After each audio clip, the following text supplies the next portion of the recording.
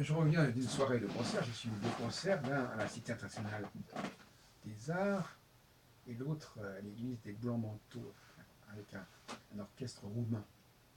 Mais je voudrais surtout revenir sur le premier concert de la soirée, les deux s'enchaînant étant justement l'un à côté de l'autre. J'ai pu les suivre conjointement, en tout cas successivement, excusez l'expression. Et euh, j'ai assisté notamment à une flûtiste qui était accompagnée d'une pianiste.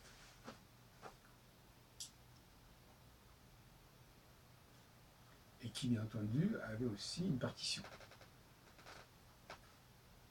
Et moi, je me suis dit, ça, c'est l'ancienne façon de travailler.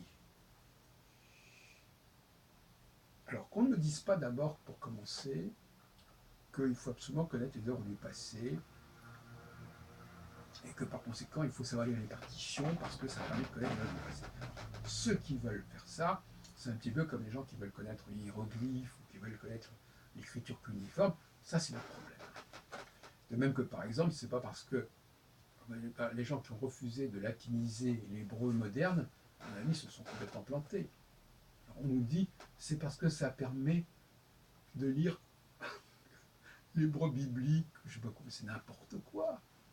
Je veux très bien imaginer qu'un hébreu moderne qui se écrivait en caractère latin, et puis ceux qui voulaient lire la Bible dans le texte, eh bien, ils l'auraient lu en apprenant les caractères araméens. De la même façon que les Turcs ont abandonné l'alphabet arabe pour l'alphabet latin, mais il est évident que les historiens de la Turquie, des textes de la littérature turque, bien, tout simplement, il faut qu'ils apprennent à lire le turc dans l'alphabet ancien. Enfin, c'est n'importe quoi ce genre d'argument. Et donc, moi je me disais, les nouveaux pianistes sont des gens qui n'auront pas besoin de flûtistes, parce qu'ils pourront eux-mêmes siffler. Ils n'ont pas besoin de partition parce qu'ils improviseront. Et donc, par conséquent, ils seront beaucoup plus libres. On pourrait même parler des pianistes libres, de free pianists. Les free pianistes, ce sont des gens qui n'ont pas besoin de partenaires. Ils sont eux-mêmes capables de produire un complément avec le sifflement et avec les vocalises. Ils n'ont pas besoin de texte, de partition. Ils sont capables de puiser dans leur propre modalité de fonctionnement ce qui est nécessaire. Ils sont parfaitement capables de refaire des choses pas à l'identique, enfin d'avoir un certain style d'écriture musicale. Quand je dis écriture, ça veut dire écrire, ça veut dire une certaine façon de travailler le piano. Pour moi, je dis toujours, il faut s'entraîner à travailler l'instrument et non pas la partition. Ce qui est très important pour moi, c'est de bien connaître l'instrument, de bien connaître les ressources. Ce n'est pas de savoir de déchiffrer telle et telle partition. Donc ça, c'est très important pour moi.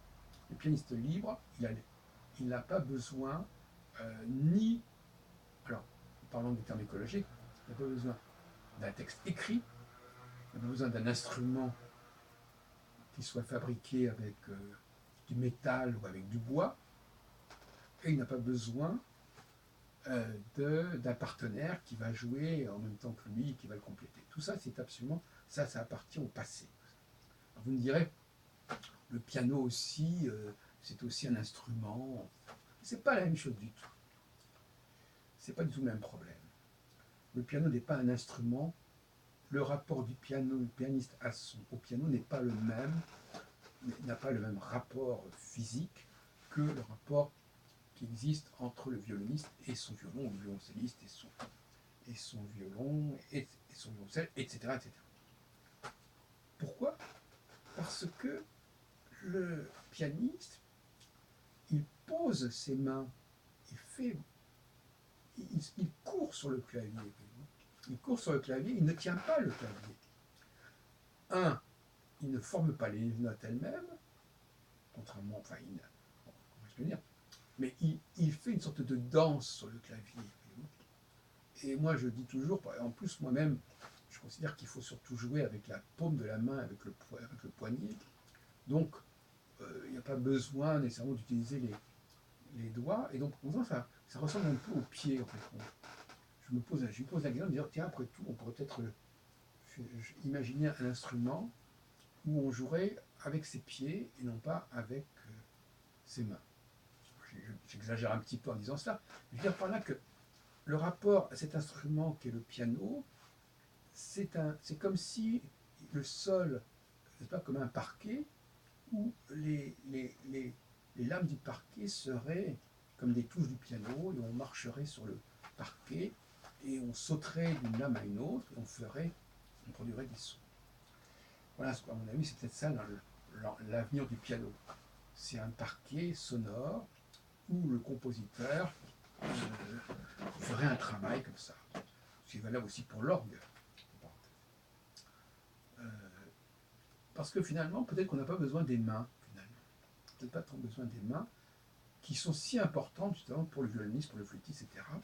Mais pour distinguer clairement le travail du pianiste de celui des autres instruments, je pense qu'il ne serait peut-être pas mauvais, pour que les choses soient bien claires, que le pianiste de main soit quelqu'un qui aurait un piano constitué de lames, n'est-ce pas? Il marcherait sur une espèce de grand parquet sonore, sonorisé, et il ferait des choses, il sauterait comme ça.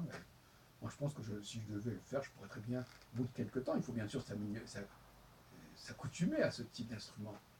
Mais je pense pas que ce serait tellement plus différent que de s'accoutumer au piano. D'ailleurs, les enfants pourraient apprendre assez facilement à cela. Mais sans aller jusqu'à ces extrêmes, pour moi, le piano, je ne tiens pas le piano dans les mains, je ne le transporte pas, je joue avec le piano qui se présente, donc je n'ai pas de possession du piano. Le piano, c'est le piano, mais ce n'est pas tel piano en particulier. Le moindre des choses pour un compositeur, c'est de s'adapter à n'importe quel piano, même à des pianos désaccordés. Puisque de toute façon, il va retravailler cette musique, quelle qu'elle soit, cette musicalité du piano, il la retravaille de toute façon, et il joue avec cette sonorité ou avec ces dissonances qu'il transforme en harmonie, en les reprenant, en les redisposant de façon kinétique, en ayant la mémoire des mouvements, et non pas la mémoire des sons. Enfin, tout est lié, bien entendu. Ne faites pas dire ce que je n'ai pas dit. Voilà, donc, voilà ce que j'étais en train de dire. Les pianistes, les nouveaux pianistes, voilà, les pianistes libres, les nouveaux pianistes, ce ne sont pas les pianistes d'aujourd'hui. Les pianistes qui sont à la fois, qui travaillent avec leurs membres, donc, disons les mains et éventuellement les pieds, s'il y avait un support approprié, qui n'ont pas besoin de partition, qui n'ont pas besoin de partenaires, et qui n'ont pas besoin d'objets, de manière générale, à part ce support basique, qui est une sorte de parquet, parce que le clavier c'est un parquet, finalement pour moi, c'est un parquet pour les mains. Il y a un parquet pour les mains, donc ce sont des lames de parquet, ce sont des touches de parquet, mais fait pour les mains. Autrement dit, le piano, ce serait l'adaptation au niveau des mains du parquet qui correspond aux pieds. Et d'ailleurs, on sait très bien que quand on danse, quand on court, il y a du rythme, et à mon avis, entre parenthèses, le rythme, si l'être humain connaît le rythme, il l'aura connu certainement beaucoup plus en courant qu'avec ses mains. Donc l'origine même de la musique, à ce niveau-là, c'est bien la course sur le sol et pas le piano. On voit bien que les mains ne sont qu'une imitation des pieds, d'une certaine manière. Que le bruit des mains ne fait que reproduire quelque part le bruit. Et d'ailleurs, les applaudissements, c'est une façon aussi de montrer que les mains font du bruit. Mais dans la vie réelle, moi qui suis un coureur, j'adore courir, ça ne me pose aucun problème d'imaginer une musique qui serait liée à ma course. Aucun problème. Et pour moi, la musique des mains n'est qu'une imitation, une faible imitation de la musique des pieds.